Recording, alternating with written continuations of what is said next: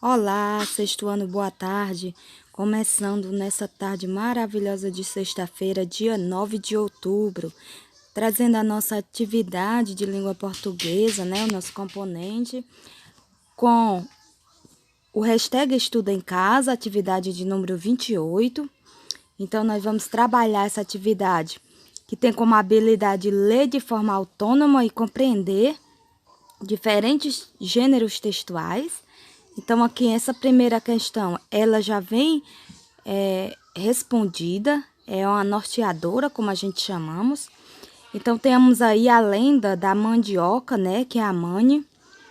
Era uma linda indiazinha, então, é uma lenda, na verdade, indígena, porque é da cultura dos índios. Então, nós temos aqui o texto acima é A, B, C ou D. Aí, como vocês já sabem, a alternativa é C, que é a lenda. Essa é a questão norteadora. E aqui nós vamos trabalhar a próxima questão que tem trazendo o tipo de discurso envolvido. Então, vejamos aqui o discurso direto, nós temos o discurso indireto e direto livre. Esse indireto livre tem a ver com os dois anteriores. Então, vamos aqui. Primeiro discurso, ela disse, ai. Então, quando ela diz ai, essa forma de discurso é como se o próprio personagem estivesse sentindo a dor e já falando.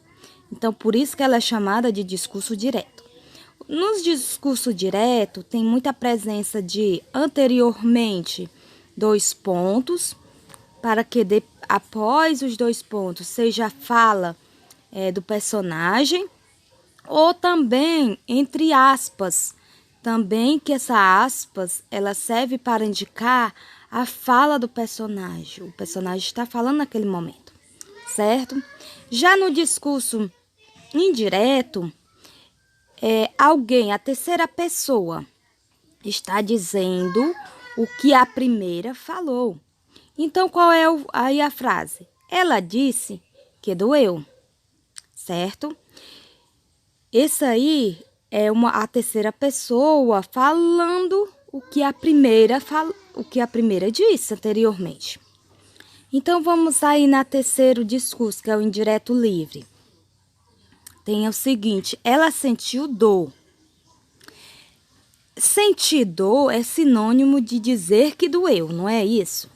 Mas aí, o sujeito, que é exatamente a terceira pessoa, empregou aí outras palavras, como se ele estivesse sentindo também a ação do sujeito, certo? Ele tem uma certeza absoluta, ela sentiu dor.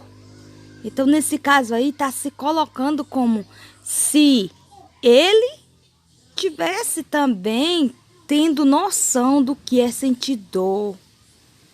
Ele também pode dar opinião. Então, é essa a forma do discurso indireto livre. É aquela que eu se coloco dando opinião sobre o que a outra pessoa fez, o que a outra pessoa sentiu, certo?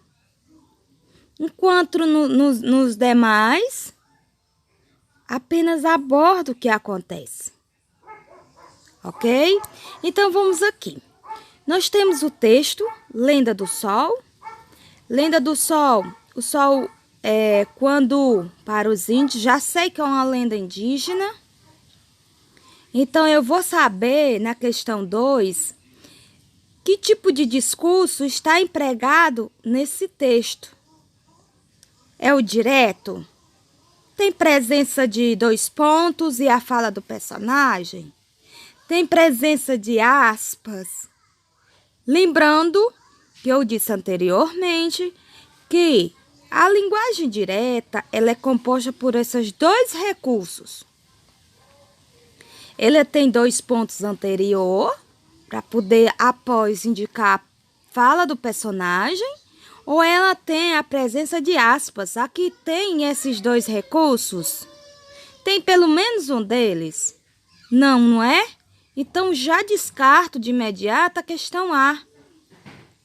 Aí eu fico com dúvida na B, na C e na D. Então, vamos lá. Direto e indireto. Se não tem o direto, a B também tem o nome direto. Tem os dois tipos de linguagem. Já descarta a B também. Porque na B tem o nome direto e já sei que a A não é. A B, que tem o nome direto, também não pode ser. Então, fiquei entre a distratora e a descritora, que é a C e a D. E aí, pessoal, o que eu falei sobre o que é indireto e direto livre? Opa, já dei uma pista, não é? Então, vamos passar adiante para mim não dar resposta. Vamos para o outro texto, a Yara. A jovem índia guerreira, muito forte e valente. Então, pessoal, essa é uma lenda de quê? É dos africanos, indígena, mexicana, mitológica. Gente, dentro do texto, tá aí. Já está em cima, jovem índia. Opa, passar adiante. Vamos para a atividade 29? Então, na atividade 29 desse conteúdo, nós vamos estudar história em quadrinhos. Olha que nós já trabalhamos o mês inteirinho com história em quadrinhos, não foi isso? E a história em quadrinho, ela é formada de composições de recursos de imagem com texto, que ajuda demais a narrativa. Também tem as formas dos balãozinhos, também ele passa uma mensagem, vocês lembram, não é? Tem diferentes modelos de balãozinho, tem o balãozinho do pensamento, que é aquele parecido a nuvenzinha com as bolinhas, ligando para o personagem. Tem aquele do rabichinho, que é exatamente o risquinho da fala. Tem aqueles que é explosivo, que é cheio, parece um relâmpago, que é cheio de pontinhas para dizer que a pessoa está explosiva. Então, vamos trabalhar essa história em quadrinho, que aqui na verdade é uma tirinha. História em quadrinho é de 5 a mais quadrinhos, lembram? 5 a mais história em quadrinho. 3 já são chamadas de tirinha. Então, a diferença entre tirinhas e história em quadrinho é o seu tamanho. Então, quando tem um tamanho reduzido, menor, é tirinha. Quando tem um tamanho maior, é história em quadrinhos. Ok? Vamos fazer a leitura. Eu gosto de pensar que o espelho é uma porta encantada. A garotinha tá falando, nem a boca não tá abrindo, né? Então, esse balãozinho aí, tem esses 3 pontinhos aí de bolinha, é pensamento, não é isso? Então, ao abri-la, só um pouquinho, saí aqui do meio, eu poderei ver quem eu sou, né? Então, aí, mas ao abri-la um tantão, eu poderei ver que antes de mim, outras como eu já vieram. Então, como ela se imaginou antes e depois, não é isso? Ao abri-la um tantão, esse termo, um tantão, exprime uma ideia de quê? De uma causa, de lugar, de um modo ou de uma intensidade. Aí você já pode observar que é de intensidade, não é? Um tantão é tamanho, é grande, intenso. Então, vamos trabalhar aqui nessa outra tirinha. No último quadrinho, a expressão do rosto da criança revela que ela está se sentindo o quê, gente? Então, a expressão do rosto dessas crianças aí revela o quê? A boquinha delas revela Então, você vai responder. Já nessa questão aqui, leia o texto, que é a questão 3. O formato do balão da personagem da tirinha indica. Olha aí, gente, é o formato do balão. Vamos olhar com essas 4 bolinhas aí, ligando do texto para a face do personagem. Indica que é uma fala, um grito, um pensamento ou um sussurro. Então, galera, é isso. Vamos fazer nossa aula. Faça apenas o gabarito. Coloca o cabeçalho em cima, bem bonito, bem magnífico. Abaixo coloca a aula, o número da aula, 28.